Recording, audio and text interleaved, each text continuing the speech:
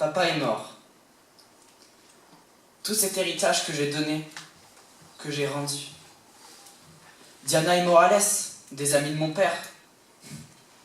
Juste des voleurs. Et mon petit garçon, mon Jeannot, lui qui a dû partir à cause de ma situation financière.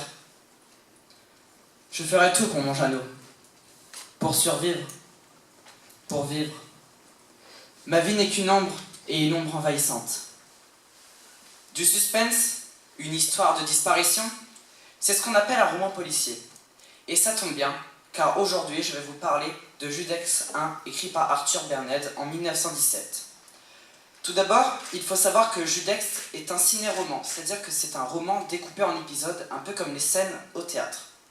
Ensuite, pour pouvoir donner mon avis, il faut connaître, et c'est d'ailleurs primordial, la définition d'un roman policier. Alors, selon Régis Messac, c'est un roman dédié avant tout à la découverte méthodique et graduelle, par des moyens rationnels, les circonstances d'un événement mystérieux. Bon, je sais que cela peut paraître flou, alors je vais vous la reformuler avec mes propres mots en me basant sur un autre type de roman. Alors, c'est un peu comme un roman fantastique, sauf qu'à la fin, il y a un dénouement plausible et réaliste. Bon, passons à la critique. Tout d'abord, pendant ma lecture, j'ai été un peu frustré par ce qui est donc frustrant, c'est que le point de vue interne qui se déplace de personnage en personnage, un peu comme des témoignages, nous raconte tous les petits secrets et les petites intrigues parallèles avant même qu'elles aient eu lieu. Alors, quand on est face à la scène, on voudrait faire quelque chose, mais on en est impuissant. C'est de là que vient ma frustration. Mais cela en fait le sel, la particularité, et je dois dire que finalement je me suis pris au jeu et je lirai volontiers les autres parties. Ensuite, j'aimerais vous parler de l'intrigue. Parce que oui, une des particularités du roman policier, c'est une intrigue trépidante et pleine de rebondissements. Alors, l'intrigue principale, c'est le décès tragique et soudain du banquier Favreau, un banquier extrêmement riche. Mais, ce que vous ne savez pas, c'est que pour devenir riche, il a tué et arnaqué beaucoup de ses clients, si je puis dire. Sa mort, c'est un peu comme le karma qui se venge.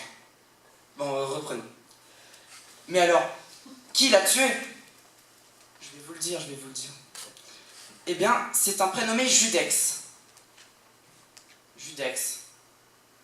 Mais, qui est Judex ? Eh bien, Judex, c'est Judex, le justicier en latin. Malgré ses apparitions répétées, on ne sait pas grand-chose sur lui, juste qu'il a un soi-disant frère. Je trouve ce personnage vraiment intéressant. Il est secret, on ne sait pas si c'est un justicier comme il le prétend ou une terreur comme le ressentent les autres personnages. Moi je ne sais pas, alors je considère Judex comme le plus gentil des anges et comme le plus perfide des démons. Ce roman, durant ma lecture, a éveillé en moi plein de souvenirs, comme avec le prénom Jeannot, qui est un des prénoms donnés à un enfant dans la nouvelle Auchan, nous au passant. J'ai d'ailleurs repéré quelques points communs entre les deux protagonistes. Tout d'abord, le fait qu'ils soient dans des familles peu aisées, ou même le fait qu'ils soient des enfants, tout juste directement. Je ne sais pas pourquoi, mais si ces deux enfants étaient physiquement là, je serais presque sûr qu'ils soient les mêmes. Peut-être même que l'auteur a fait de l'intertextualité de son plein gré, n'est-ce pas, Julia Kristeva ? Pour conclure, je dirais que Judex est une œuvre engagée. Elle dénonce les travers de la société. Le dit meurtre du banquier Favreau met en exergue les mauvais côtés de l'argent. Ce roman nous en dit plus sur la société qu'on peut le croire. Il suffit juste d'être à l'affût et de se laisser emporter par la folie persistante ou par l'absurde réalité. Merci.